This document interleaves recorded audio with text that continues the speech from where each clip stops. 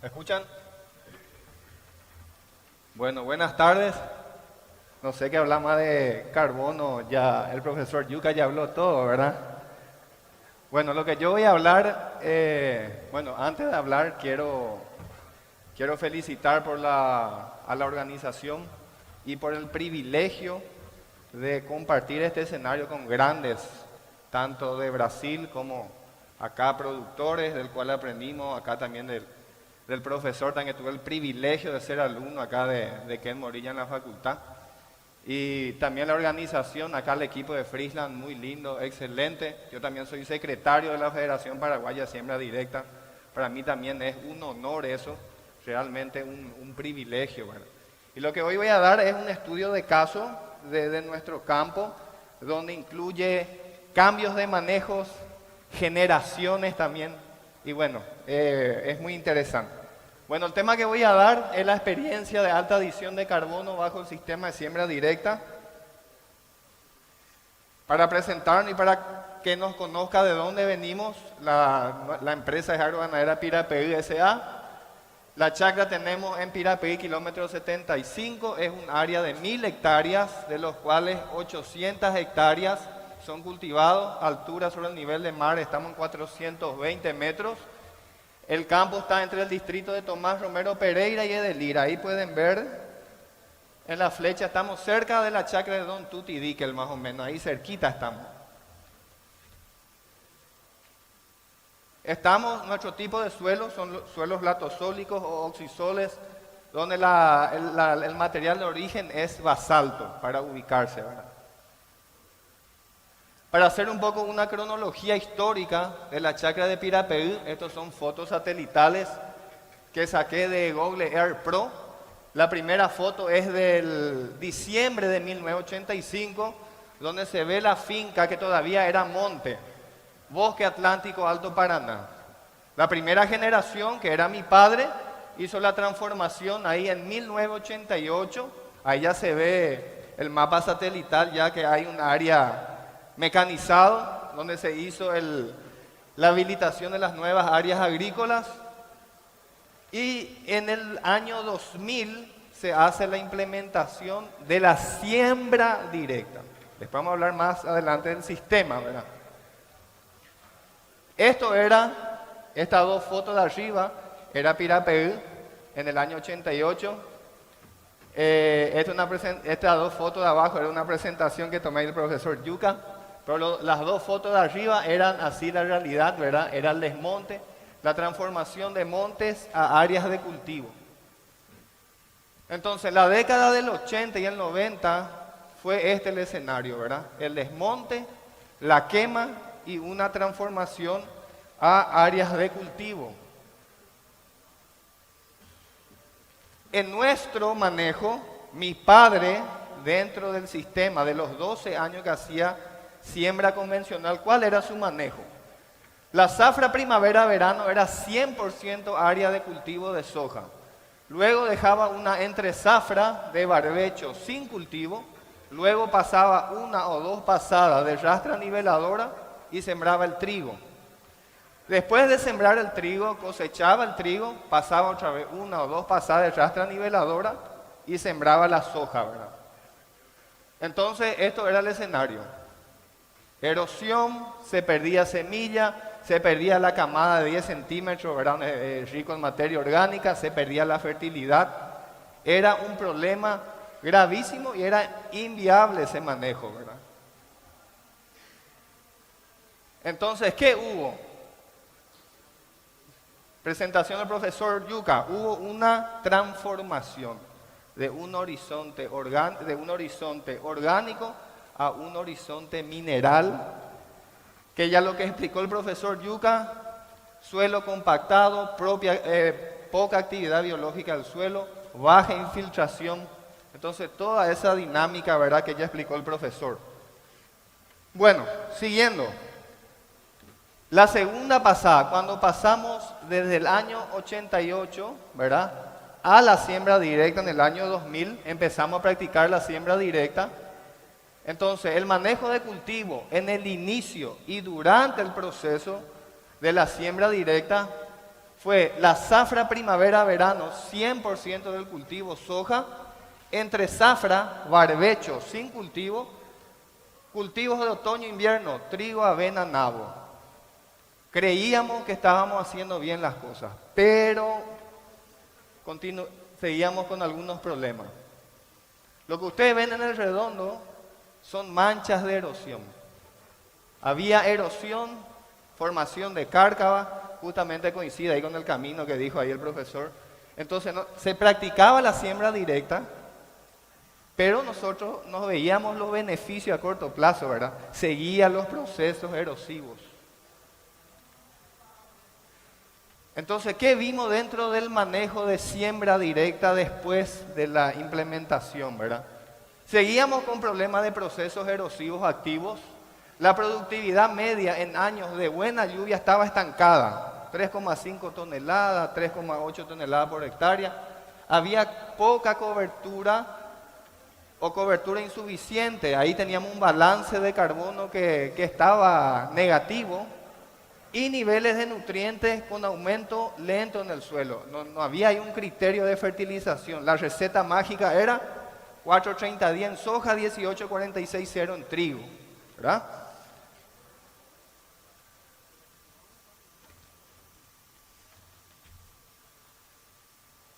Entonces, acá entra la segunda generación. Yo recibo esa problemática de los años de implementación de siembra directa, ¿verdad? Que teníamos esos problemas, y ahí yo empiezo a estudiar en el campo, especialización, buscar información, innovación, tecnología. ¿Para qué? Para buscar cuál es el motivo de nuestro problema y poder solucionar. Entonces, participamos en eventos, cursos. Ahí está el libro de Dirceu Gassen, La Biblia de la Siembra Directa. Libro de Ana Primavesi, me ayudó mucho para entender los procesos. Manejo de cobertura, ahí del profesor Ademir Calegari. Las calibraciones de fertilización, también los encuentros de siembra directa, los cursos. Lo que se habló hoy, manejar información. La información es un insumo más en la producción. Entonces, eso nos ayudó realmente a entender cuál es nuestro problema y fijar los conocimientos y poder aplicar en el campo, ¿verdad? Entonces, ¿qué hicimos? Aprendimos conceptos, experiencias, modelos de producción del sistema de siembra directa, ¿verdad? Y trabajamos juntos las dos generaciones. Combinamos la primera generación, que es mi papá, la segunda generación, que soy yo, cambiamos el chip y vamos a meterle este nuevo sistema, ¿verdad? También, la tercera generación también participa en el proceso. Este es mi hijo que me acompaña, también él está ahí en el campo, cavando, investigando, ¿verdad? Entonces también la tercera generación ya está participando en este proceso, ¿verdad?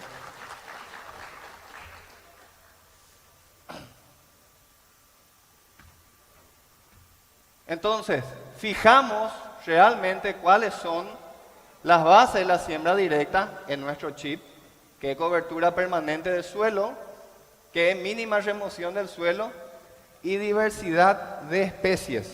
También entendimos y fijamos que la fertilidad del suelo no es solo la parte química, también es la parte biológica, la parte física, donde el corazón es la materia orgánica del suelo.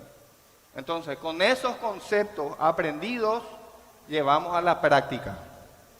Entonces empezamos la adopción del sistema de siembra directa en la finca. Eso más o menos fue hace 10 años más o menos donde ya empezamos a practicar eso, ¿verdad?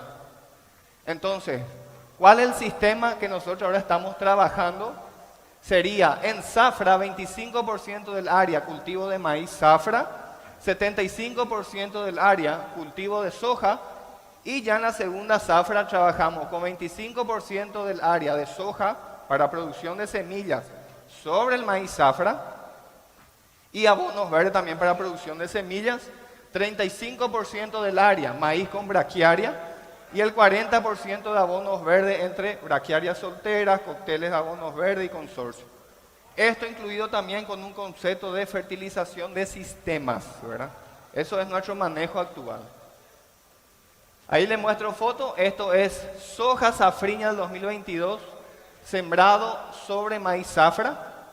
Esto es siembra directa, señores. Acá no hay suelo rojo. Está totalmente, ni las líneas de la sembradora se ven. Siembra directa, cobertura permanente. Safriña, soja madura, cobertura del suelo durante todo el proceso, ¿verdad?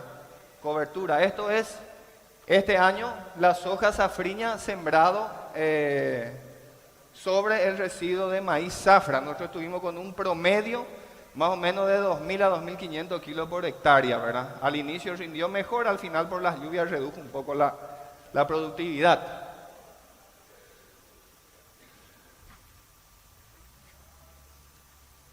Safriña, maíz con braquiaria, sistema Santa Fe. En la presentación del profesor Yuca, en uno de los encuentros de siembra directa, algo que aprendí, el balance de carbono. Me di cuenta que teníamos el balance de carbono negativo. Entonces buscamos sistemas de manejo que nos ayuden a aumentar nuestro tenor de carbono y de lo negativo pasar a lo positivo. Esto fue una herramienta importante para nosotros cuando incluimos el maíz e incluimos también la braquiaria en el sistema, ¿verdad? Maíz con braquiaria. Acá podemos ver el maíz y con esto quiero romper un mito, porque muchos productores dicen que la braquiaria baja el rendimiento del maíz. Es manejo. Una braquiaria con maíz bien manejado podemos llegar a productividades de 8.000 kilos, ¿verdad? Es un ejemplo de un área que hicimos maíz con braquiaria y sacamos más de 8.000 kilos por hectárea, ¿verdad? Es manejo. Maíz safriña con braquiaria, foto de julio del 2022. Miren lo que es la raíz del maíz y miren lo que es la raíz de braquiaria. Ahora imagínense 50.000 plantas por hectárea con esa raíz y 20.000 plantas por hectárea de braquiaria. El volumen de raíz. ¿Y se acuerdan la imagen satelital que les mostré de la erosión? Bueno, después sigo con la imagen satelital. La área que yo les mostré, la foto satelital, era justamente esta área donde había la erosión al lado del camino. Este es un trabajo que muestra también la infiltración de agua o cómo va mejorando la infiltración de agua con la braquiaria. Interesante el sistema radicular también, que saqué foto de una de las expos, ¿verdad? Que participé, donde se ve la braquiaria, el volumen y profundidad de exploración. Y acá está. La imagen satelital que mostré donde tenía mis problemas de erosión. Esta es una imagen del 8 de mayo donde había maíz con braquiaria. Prácticamente no se ve erosión más. Liquidamos la erosión con este manejo, que era un problema, reducimos drásticamente. Sí, esto tiene curva de nivel, se hizo un manejo integrado, ¿verdad? Pero yo antes con la curva, como mostró el profesor Ken, nosotros teníamos igual problemas con curva, ¿verdad? Desde que pusimos una planta con un sistema radicular profundo y mucha incorporación de biomasa, nosotros reducimos el proceso erosivo, ¿verdad? Braquiaria soltera, sembrado en cobertura en el cultivo de la soja. Cuando hago la desecación de la soja, ya planto en la misma operación la braquiaria lanzo, ¿verdad? Se puede ver ahí casi 19 centímetros de cobertura. Vemos también cultivo de safriña, vemos ahí mileto, vemos crotalaria, vemos el sistema radicular de la crotalaria. Vemos también áreas donde nosotros hacemos el cultivo mezclas, los mix de fertilizantes, vemos nabo, avena negra, lupino o tremoso blanco, ¿verdad? En consorcio. Años hacemos trigo, otros años no hacemos, depende. Áreas de nabo con fertilización de sistema también. Ahí podemos ver ya el manejo después del rolado. Y las áreas de siembra de soja posterior. Soja sembrada sobre braquiaria soltera, soja sembrada sobre avena negra y soja zafra plantada sobre el sistema Santa Fe. Cobertura permanente. Experiencia de año con distribución irregular de lluvia. ¿Qué pasa en los años donde hay distribución irregular? Por ejemplo, en 2019 tuvimos 320 milímetros de lluvia y apenas 50 milímetros en diciembre. Si hacemos un balance de agua, ¿verdad? En esta etapa la planta está en fase reproductiva. Si hacemos un promedio de la evapotranspiración, calculen 6 milímetros por día por 62, es 370 milímetros. Me llovió 370 milímetros, pero el 85% está concentrado acá, el 15% está en el siguiente mes. Ahora bien, dependiendo del manejo, este 320 milímetros entró en el sistema o no. Ahí el profesor Ken mostró en una curva de nivel el agua corriendo. Esa agua nos puede servir después en la producción. Si no llueve, no entró esa agua y no producimos nada. Ana Primavera dice, agua que corre, agua que no produce, ¿verdad? Entonces, es un estudio de caso. Entonces, no tuve problema de volumen, tuve problema de mala distribución. ¿Cuáles fueron los resultados? Donde teníamos soja plantada sobre mix de lupino, nabo y avena negra, la soja produjo 4.200 kilos por hectárea. Donde teníamos soja plantada sobre cobertura de maíz más braquiaria, estuvimos en 4.500 kilos por hectárea. Donde teníamos avena negra, ahí donde les mostré la foto, la cobertura, estuvimos en 4,2 toneladas por hectárea en un año de mala distribución de lluvias. Y los años de buena lluvia, ¿qué pasa? Como el año, por ejemplo, 2019, donde tuvimos un buen balance hídrico. Productividad promedios de mínimo 4.500 kilos por hectárea a picos de 5.400 kilos por hectárea de promedio de soja. Acá se puede ver el cultivo, la raíz de la soja, se puede ver el suelo bien estructurado.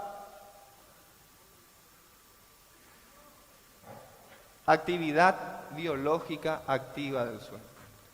Esto ya parece tierra de monte, donde hay actividad biológica.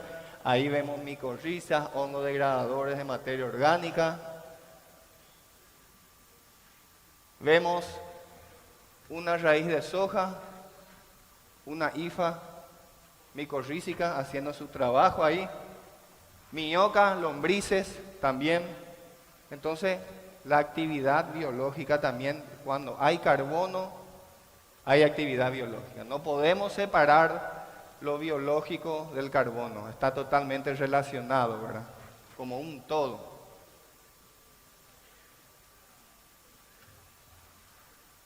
¿Cómo fue la última zafra? La prueba del fuego, estuvo jodido esta última zafra. Tuvimos, lluvias. Mes de noviembre apenas 84 milímetros, mes de diciembre 10 milímetros. En 2 meses 94 milímetros, es un cuarto de lo que la planta necesita, ¿verdad? Entonces estuvimos mal en agua. ¿Cómo fueron las productividades?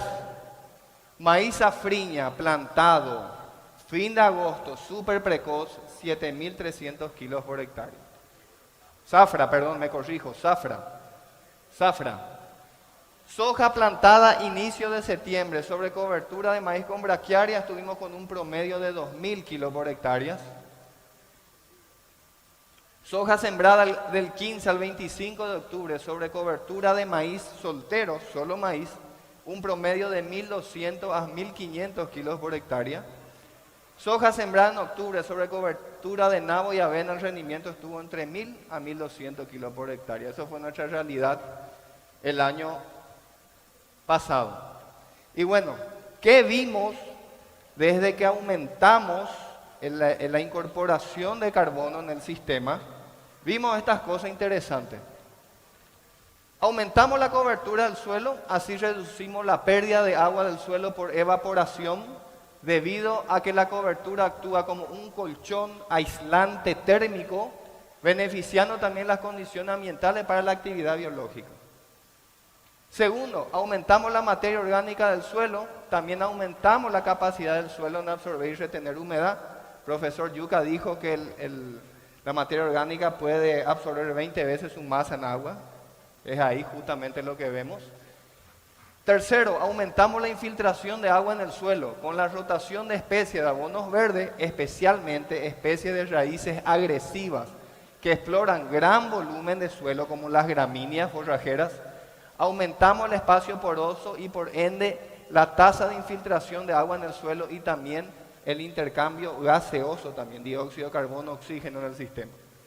Mejoramos también las condiciones del perfil del suelo para el crecimiento radicular. Esto permite que las raíces de los cultivos puedan explorar la profundidad del suelo y puedan acceder a la reserva de agua.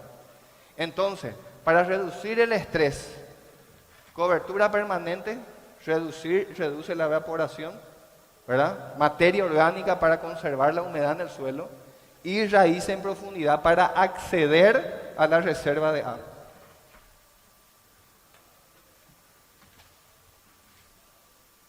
Entonces hay trabajos acá también para corroborar lo que estoy diciendo. Este es un trabajo del profesor Franchelli, donde muestra un suelo, donde tenemos una camada compactada, que es una limitación al crecimiento radicular, toxidez por aluminio y deficiencia de calcio. Entonces, si nosotros tenemos una limitación en el perfil, no vamos a poder explorar la profundidad del suelo. Entonces nuestro cultivo va a ser mucho más susceptible a las condiciones climáticas de la mala distribución de lluvia. Trabajo del profesor Casio Tormena sobre manejo de maíz con braquiaria, donde dice, aumentó la capacidad de aire del suelo en un 33%, aumentó la aireación en 6 veces, aumentó el flujo de agua en 24 veces, aumentó la continuidad de los poros en 5 veces, redujo los poros bloqueados en un 40%. Trabajo también de acá de la Embrapa, donde ve con los días que el suelo se va secando, cómo la humedad disponible para la planta va bajando. Entonces es lógico, si yo tengo raíces hasta los 50 centímetros de profundidad, no aguanto más de 10 días, la planta empieza a entrar en estrés. Entonces cuando más profundo llego con raíces, más mi cultivo aguanta las condiciones de estreses hídricos, ¿verdad? También en una presentación del profesor Casio Tormena muestra que realmente la caja de agua, el almacenaje grande del agua, está en profundidad. Entonces, ¿qué dice acá? Si nosotros llegamos con raíces hasta los 1,5 metros, podemos aguantar en una condición de una mala distribución de lluvia por lo menos un 20 días, ¿verdad? Otro trabajo también interesante, el efecto de la braquiaria en la descompactación del suelo. También hay efecto positivo donde se puso braquiaria con el maíz o braquiaria sola, una reducción de la densidad de la compactación del suelo. Al haber una reducción de la compactación, crecimiento radicular en profundidad y infiltración aumenta. En un suelo allá marcado de rojo, donde estamos con 3,5 kilopascal para arriba, dudo que la planta tenga de raíces más de 30 centímetros. Entonces viene una seca y a los 10 días estamos muertos. Entonces, un trabajo donde demuestra que la braquiaria tiene efecto positivo en la descompactación del suelo, ¿verdad? Entonces, para terminar, le deseo a todos los productores muchas bendiciones para su próxima zafra. Y señor productor, cuide y conserve el suelo. Sus hijos y nietos le agradecerán. Ahí está la foto de mi hijo mirando hacia el horizonte. ¿Sobre qué suelo él va a pisar? Él va a seguir produciendo, pero ¿qué suelo yo le voy a dar? Es nuestra responsabilidad darle a nuestro hijo un suelo sano, fértil, para que él siga produciendo. Gracias.